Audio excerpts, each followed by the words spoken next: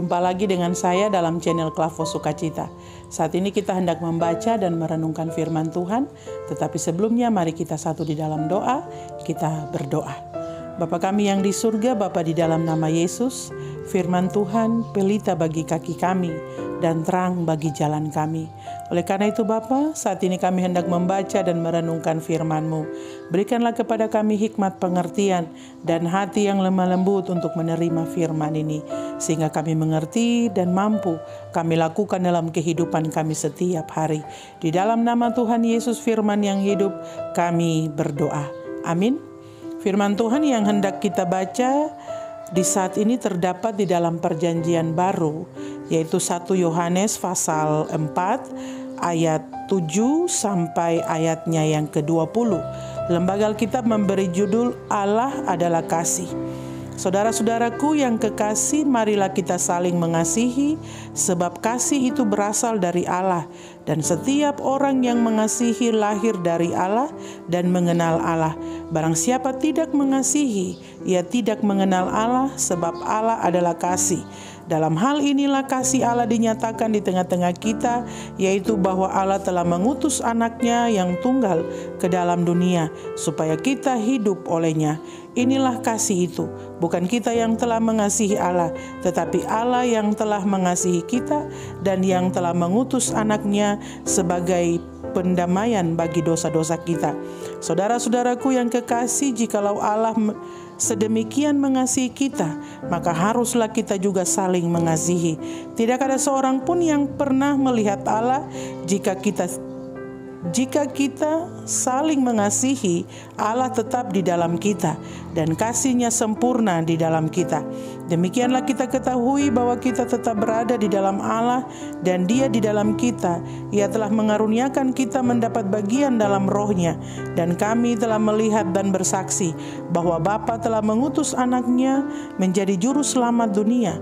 Barang siapa mengaku bahwa Yesus adalah anak Allah, Allah tetap berada di dalam Dia dan Dia di dalam Allah.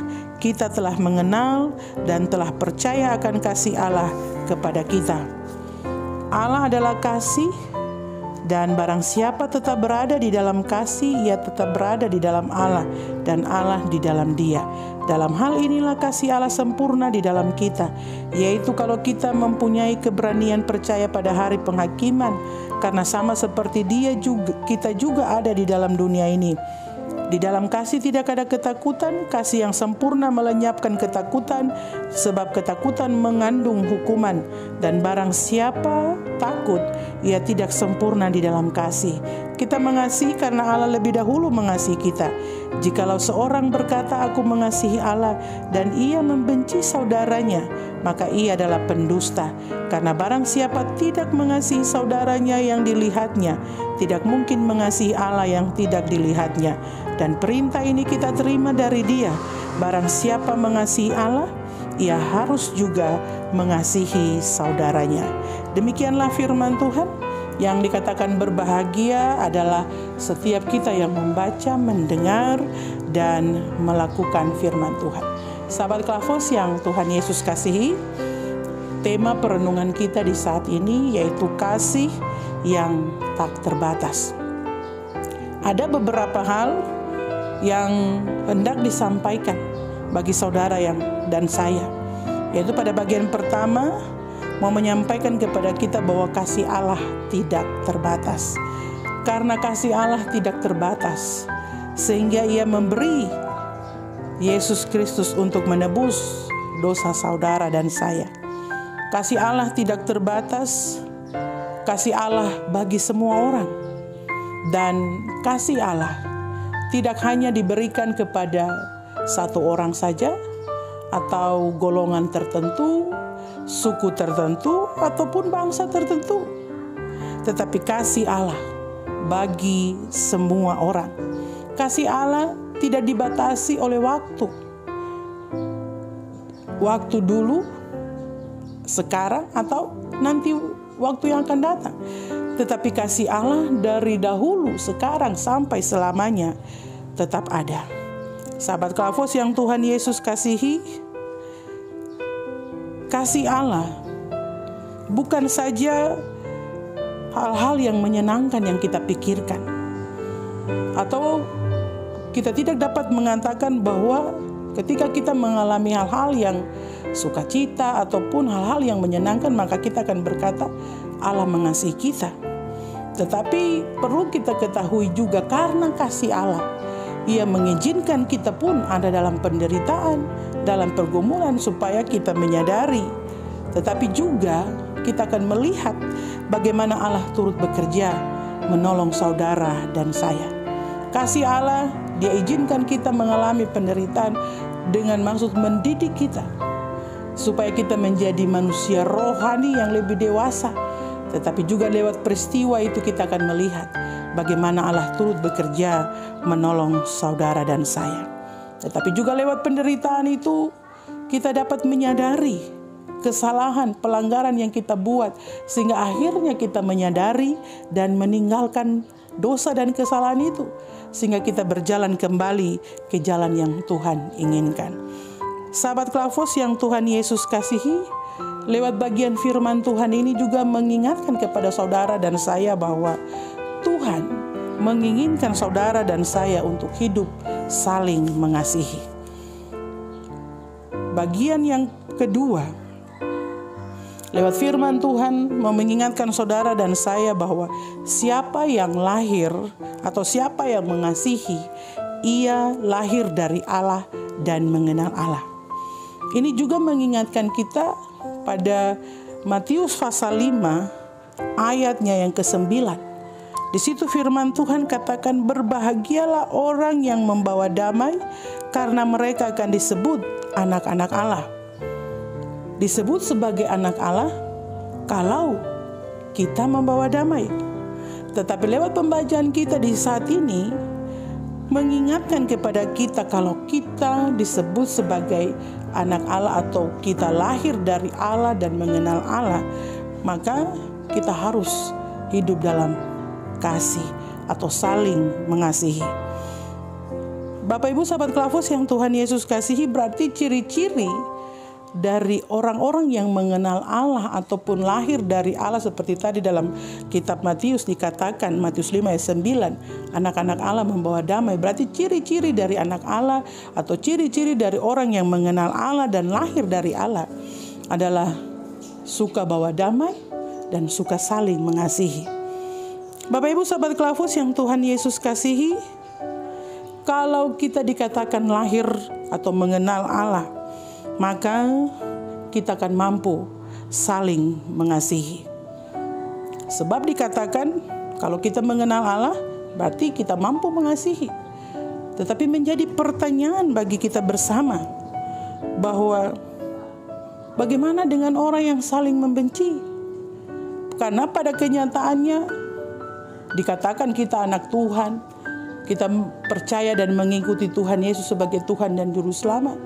Tetapi pada kenyataan hidup, kita masih suka membenci, tidak dapat saling mengasihi, tidak mampu menjadi pembawa damai kemanapun kita pergi dan berada.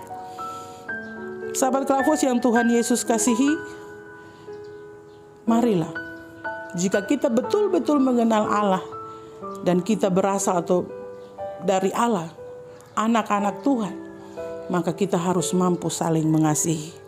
Kalau kita katakan kita mengenal Allah, maka dalam kehidupan kita pun setiap hari kita harus saling mengasihi. Sebagaimana Allah, kasih-Nya tak terbatas, tidak dibatasi ruang dan waktu. Sekalipun manusia berbuat dosa, tetapi dengan kasih-Nya Dia menuntun umat Tuhan kembali ke jalan yang Tuhan inginkan, Tuhan kehendaki. Oleh karena itu sebagai umat Tuhan, hendaklah kita juga memiliki kasih seperti Allah yang tidak terbatas, yang selalu sepanjang masa kasih itu tetap ada. Karena Allah telah lebih dahulu mengasihi saudara dan saya, maka kita pun juga wajib untuk saling mengasihi. Bukan hanya kepada orang-orang yang seiman dengan kita, bukan hanya kepada orang-orang yang kita kenal saja, tetapi Allah menginginkan kita hidup saling mengasihi, baik itu kepada orang-orang yang tidak seiman, orang-orang yang bukan sesuku seagama dengan kita. Tetapi juga dalam firman Tuhan katakan, kasihilah musuhmu. Mungkin kalau kita mengasihi orang yang suka memberi kepada kita, itu biasa. Tetapi ketika kita diminta untuk mengasihi orang yang membuat kita sakit hati, orang yang membuat kita menderita, orang yang memfitnah kita dan sebagainya, ini butuh satu keseriusan untuk melakukan itu. Dan inilah yang Tuhan inginkan untuk saudara dan saya lakukan. Sebagaimana kasih Allah tak terbatas, maka kita juga pun diminta untuk hidup saling mengasihi. Sebab kalau kita katakan kita mengenal Allah, maka kita mampu untuk saling mengasihi, termasuk di dalamnya kita mengasihi musuh kita. Sahabat Trafos yang Tuhan Yesus kasihi, kasih Allah tak terbatas. Oleh karena itu, hiduplah dalam kasih Tuhan. Sebagaimana Ia selalu memberi kesempatan bagi kita untuk memperbaiki hidup, maka kita pun juga dapat melakukan hal yang sama. Sebagaimana kasih Allah terus bagi kita, maka kasih kita juga tidak dapat dipadamkan oleh karena keadaan, situasi, dan sebagainya. Mintalah pertolongan dari Tuhan. Karena ketika kita mengandalkan kekuatan sendiri, kita tidak dapat mampu melakukan itu. Kiranya Tuhan Yesus menolong dan memberkati kita. Amin. Mari kita satu di dalam doa. Kita berdoa. Terima kasih Tuhan. Lewat firman Tuhan ini Tuhan mengingatkan kami bahwa kasih Tuhan tidak terbatas dalam kehidupan kami. Tuhan juga menginginkan kami untuk saling mengasihi satu dengan yang lain.